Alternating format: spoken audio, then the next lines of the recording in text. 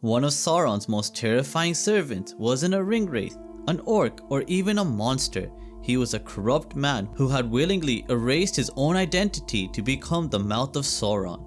Most readers remember the dramatic parlay at the Black Gate where the Mouth of Sauron makes his first and only appearance in Lord of the Rings. But few understand the true depths of this mysterious figure's identity, his powers, and his ultimate fate. So who actually was the Mouth of Sauron? How old was he?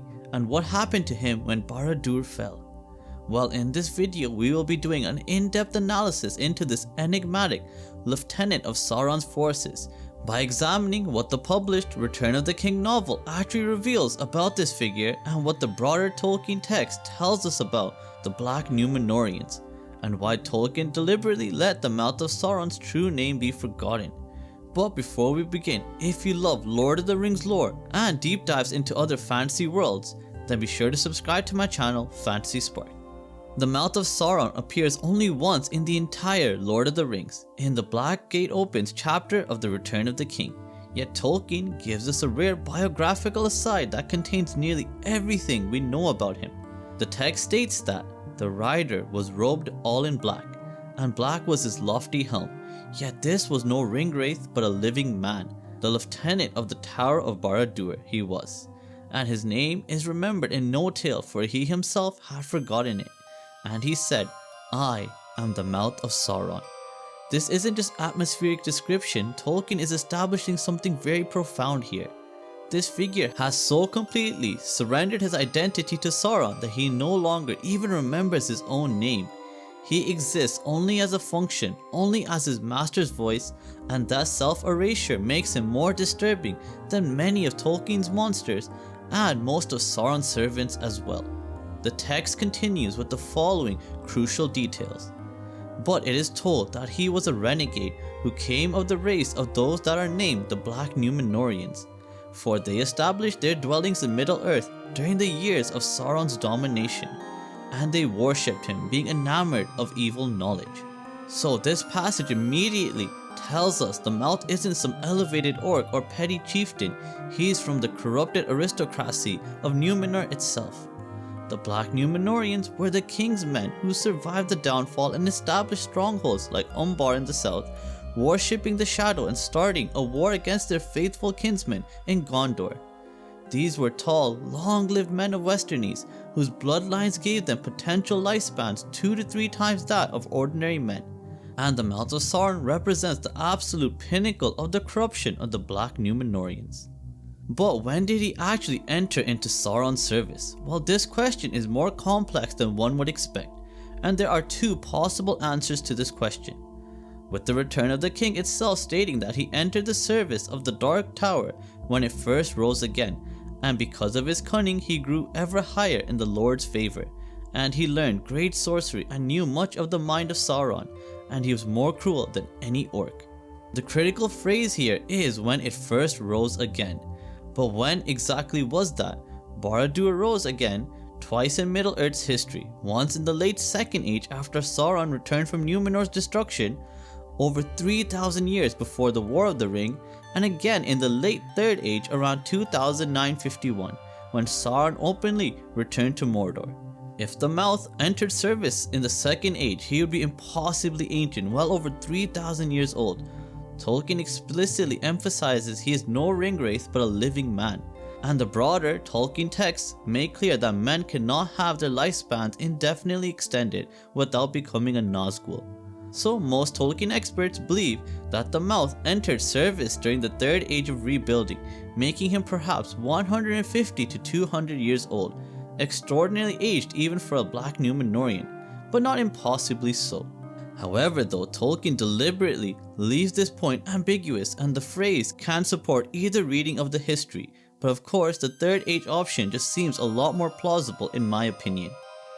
And the Mouth's single scene at the Black Gate is psychologically rich and strategically crucial to better understanding who he truly was. He rides out as Sauron's herald and ambassador, producing Sam's sword, Frodo's mithril armor, and an elven cloak as tokens, falsely claiming that the ring bearer has been captured and tortured.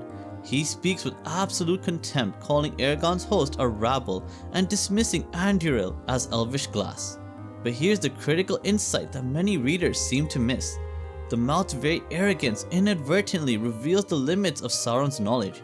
He refers to a single spy, never mentions the ring, and frames his terms as a hard bargain, not as the triumphant ultimatums of someone who already possesses the One Ring.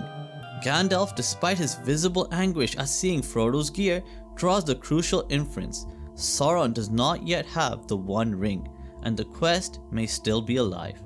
And when Gandalf publicly rejects the terms and seizes back the tokens, something fascinating happens. The Mouth completely breaks down. Tolkien writes, his face was twisted with amazement and anger to the likeness of some wild beast.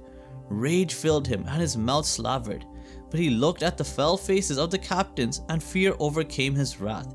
He gave a great cry and turned. This passage does not highlight the behavior of a smooth diplomat or a cunning sorcerer. It's an almost bestial breakdown filled with great mental and psychological anguish. Earlier, when Aragorn simply met his eye in silence, the Mouth had already quailed without Aragorn even drawing his sword. He can sneer and threaten when he believes he holds the upper hand, but he instinctively fears true authority and those that are not easily swayed by his malice. But the most fascinating part of the Mouth of Sauron is that Tolkien never wrote anything more about him outside of this passage in The Return of the King. There are no letters discussing him specifically, no entries in Unfinished Tales, no extended backstory in the History of Middle-earth volumes, nothing else. Everything we know comes from that single chapter and what can be inferred from Tolkien's broader writings on Numenoreans, mortality, and corruption. But do we know anything on how the Mouth of Sauron actually met his end? Well, after Gandalf dismisses him, the Mouth flees back to the Black Gate in terror. His men blow the signal horns and Sauron's armies pour out for the Battle of the Moranin. Then the ring is destroyed, Barad-dûr collapses, the gate falls, and Mordor's power structure disintegrates. Tolkien never writes the Mouth of Sauron died, but the narrative silence speaks volumes. He was very likely killed either in the ensuing battle or in the cataclysmic destruction that followed when Sauron's fortifications collapsed. And thematically, it would be profoundly inconsistent with everything Tolkien established for the Mouth of Sauron to persist after Sauron himself had been permanently disembodied and reduced to impotence. So there we have it. The Mouth of Sauron was a Black Númenórean renegade of extraordinary age and cunning who rose to become the lieutenant of Barad-dûr through sorcery and cruelty. He served Sauron for decades at minimum, possibly centuries, and he learned so much of his master's mind that he essentially became an extension of Sauron's will. He carried out one final mission as the Herald at the Black Gate, where his arrogance nearly broke the West's morale, but inadvertently confirmed Sauron did not yet hold the One Ring. Then he fled in terror and almost certainly perished with Mordor's fall, leaving behind no remembered name, only a warning about what happens when a great man of Westernese allows himself to become nothing but the voice of evil. So I hope you found this deep dive into the Mouth of Sauron's identity and fate interesting and now have a better understanding of who this mysterious figure actually was. So please do share your thoughts in the comments down below about what other Lord of the Rings topics you would like for me to cover in future videos. And as always, may the light of Arendelle shine bright for you and guide your way. Thank you so much for watching this video, and if you did enjoy it, please do like and share it with others, and if you haven't done so already, subscribe to my channel Fantasy Spark, and thank you so much for watching. Have a great day. Bye.